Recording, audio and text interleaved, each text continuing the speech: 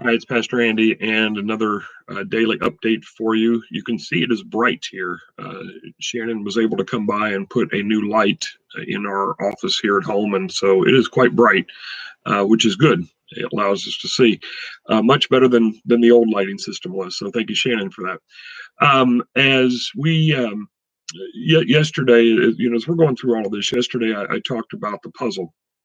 And I encourage you, if you haven't watched that video, go back and watch the update from April the 13th, because I think it'll give you an understanding of where we are, not just as a church, but as a nation, as a world, what the challenges that leaders are going through and trying to understand and piece together information. And as I was putting a puzzle together on Saturday, or just the beginning pieces of it, literally pieces, I guess, the the metaphor of the puzzle became so apparent to me, and so I shared that yesterday.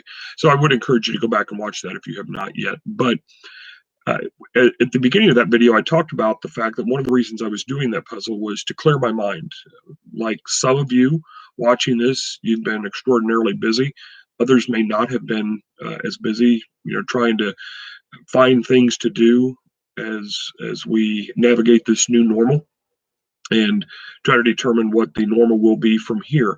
But as we think about those things, I mentioned that I was doing that on Saturday as a part of learning to take Sabbath. And as I recorded in my personal blog several weeks ago, it's not about taking Sabbath, it's about making Sabbath for me. I'm very busy. Many of you will know that besides pastoring, I teach at the seminary. I have a mission organization that I'm chairman for. I have a podcast weekly that I do, and none of that has slowed down. The mission work has at the moment, but we're reevaluating that at this time. But that is keeping me busy. Adding these videos on a daily basis has created some additional work as well. But so I needed to make Sabbath. And as I mentioned yesterday, it had been 452 days since I'd had a day off. Now, some of those days were different than others. For instance, I didn't work overly hard on an airplane on my way to and from Kenya, but I was grading a dissertation on that.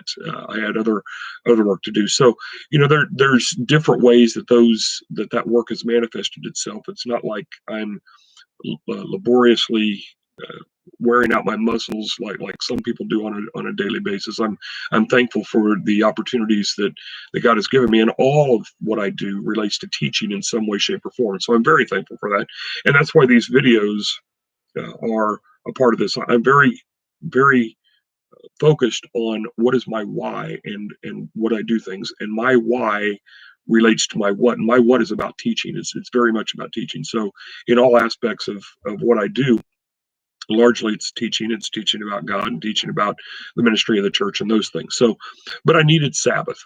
And so as I was thinking about many of the people watching this video, I realized that there isn't much to do, and we're watching a lot more TV, or at least some are. Susan and I think there was 4 or 5 days a couple of weeks ago, we didn't even have time to look at the TV, just getting things up to speed. But we're all doing different things, whatever those things might be. And now that it's warming up, theoretically, it's not as warm today, but some people will get outside and start their gardens if they haven't already. Farmers will be back in the fields.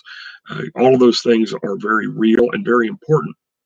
But are we taking Sabbath, or are we just finding ourselves with more time?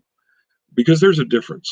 And interestingly, Sabbath was not about worship. Sabbath is about rest. It was about rest. It is about rest. Certainly, taking the time to worship was important. On the Sabbath, we have Jesus going to the synagogue. That was a very real thing. But when he went to the synagogue, he taught, he healed. We see a few instances of that in Scripture, but it was about rest. And of course, in our more where we are today in our society, we have weekends, which has not always been something that happened. And so we get quote unquote 2 days of rest a week, or at least some people do. Historically work your 9 to 5 on Monday through Friday, and then take Saturday and Sunday off. And I know that's not for everybody, and certainly that doesn't work that way in the 21st century, or at least it didn't prior to March of this year. And now we're in a completely new realm. But it's not just about having time off. It is about taking time to rest. And that doesn't mean that we don't do anything. I recently heard a man talking about Sabbath, some people much busier than me that are taking Sabbath. And this is what really pushed me over the edge towards this study and towards this adoption of Sabbath, or at least moving in that direction. And again, Saturday was the first time, and I hope the first of many times. But I recently heard him say, if we think about how it related biblically, it was about not producing anything. It was about not gathering anything. And for me, I produce all the time. This video is a production of sorts.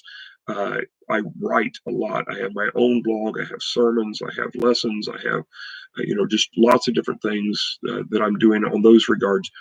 And so, it's taking Sabbath does not mean that we don't learn. I'm reading, but when I read, I'm not reading to take notes.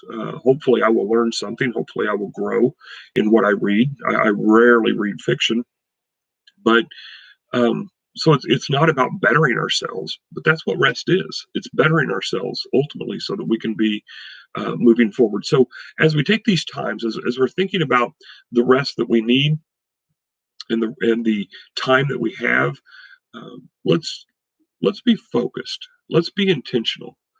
Even during this time when it seems like nothing is the same, in many ways, we can still choose intentionality. We can still choose to be intentional in how we live and in what we're doing. And maybe that's making a phone call to someone. Maybe that's sending an email, sending a text.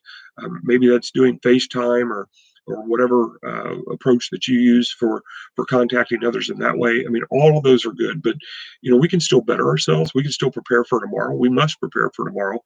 And so don't just find yourself binge watching the latest show or a show that you've wanted to watch, although that's okay at times.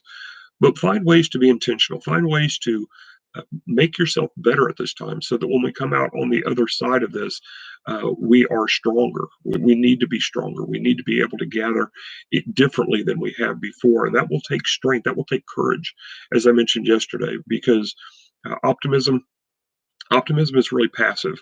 It has no bearing on the future other than I hope it's better.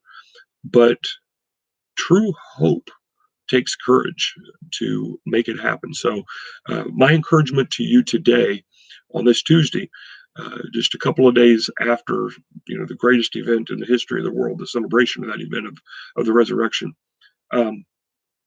Jesus lived intentionally, very intentionally. We need to as well. Jesus took Sabbath, but he did good things on the Sabbath, like healing. And so we don't have to completely neglect life by finding time to rest. But during this time of different, whether different for you is not working at all or working at a much lesser pace, be intentional in finding ways to rest so that you are ready for what's on the other side and the work that we need to do, whether that's for your livelihood, whether that is for your family, whether that is for God. And of course, all of these, as the Bible would say, can and should be for God. So again, that's my encouragement today. Take time to rest. If you must, make time to rest. Begin with Sabbath as the focus, and then filter everything else around it. That's what I'm having to do. That's the only way I'm going to make this work going forward. And again, it's only been one day, but it was so refreshing for me, especially with all of the added thought processes and considerations that I've had during these last few weeks in how to move forward as a person, as a church, etc. Making time for Sabbath. I'll close with this. I'm reminded of the 23rd Psalm, where we know the Lord is my shepherd, I shall not want. He makes me lie down in green pastures. He makes me lie down. As I said in my blog a few weeks ago, we can take the time, or he can make us. And I think that's a part of what this is. This is a new focus for us as a people. I'm not saying God caused COVID-19. I'm saying God it allowed it and is using it to make us lie down. We were too busy. We were too extreme in some of the things that many of us, all of us, in some way may have been pursuing. So he made us lie down. He chopped our feet out from under us, and we are learning to do things differently. But in this day, are we truly learning to rest? So make time for Sabbath. Do it for you. Do it for God.